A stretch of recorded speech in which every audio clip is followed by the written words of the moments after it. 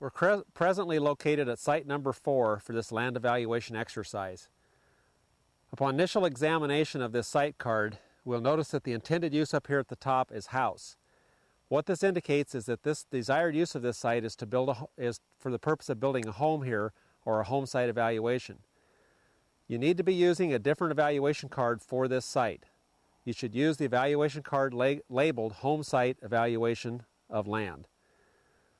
The information that's given to us here, we've talked about the intended use. Soil test results in terms of nutrients and pH are not given to us because that is not something we need to consider when we're evaluating this for home site.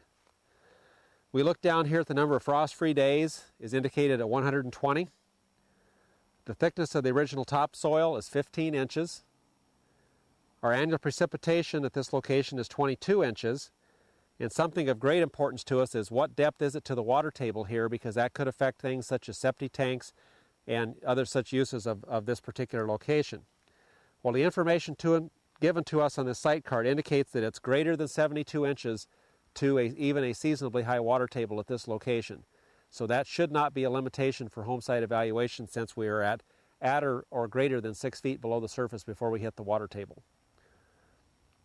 So with this information on the site card, we'll next go to the pit location and evaluate profile characteristics to determine textural class, permeability, those types of things which will affect the utilization of this site for building a home. When evaluating this location for a home site, we're actually doing more than just looking at this as a potential home site. We are asked to evaluate soil characteristics and/or profile characteristics that would affect the utilization of this site for 4 different intended uses. One of those uses would be a dwelling without a basement or a home site. Another would be the usefulness of this site for lawns, landscaping, and golf fairways. A third utilization would be for septic tank absorption fields. And finally, the 4th utilization that we need to evaluate would be for local roads and streets.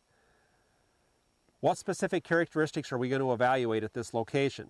We're going to be looking at the total depth of the soil down to whatever level we might find there to be a restriction.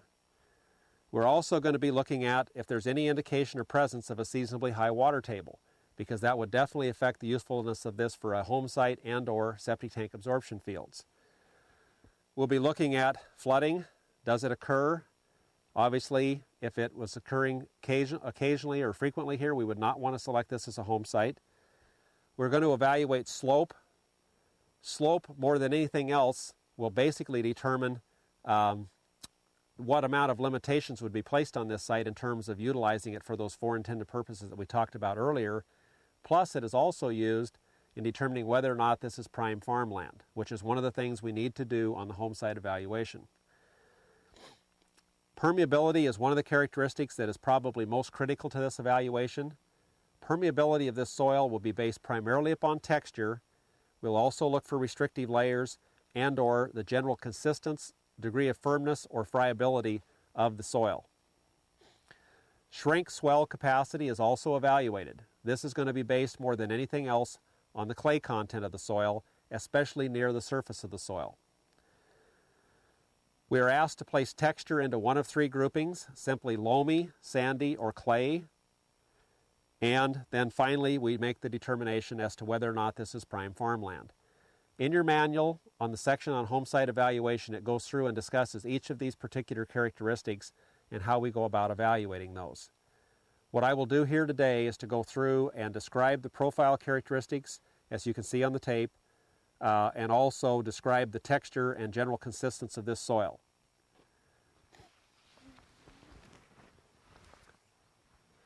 If we look at the depth of the soil profile to begin with, we see that we start up here at the top. This is obviously similar to site number 3 in that it is currently in standing wheat stubble.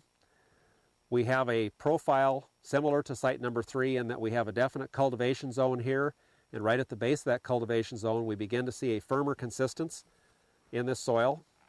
However, this soil does not have near the degree of firmness that the previous site had. It has some PEDs in here from the alluviation of the clay. And as I progress down, notice how much easier this breaks out than it did at the previous site. This indicates to me that I have a very friable type of subsoil, and that the permeability here would be based upon textural class. The textural class of this surface soil is a silt loam, and the textural class of the subsoil here is a silty clay loam. But the difference between the two sites is that I have much better structure, much more friability, or not near the degree of not near the degree of firmness in the subsoil here that I had at the previous location. So we do indeed have 6 or more feet of soil profile, no indication of a seasonably high water table, a silt loam topsoil, and a silty clay loam, grading between silt loam and silty clay loam subsoil that is not firm and consistent in the subsoil, but is rather loose and friable, as indicated by the ease with which it breaks out at this depth.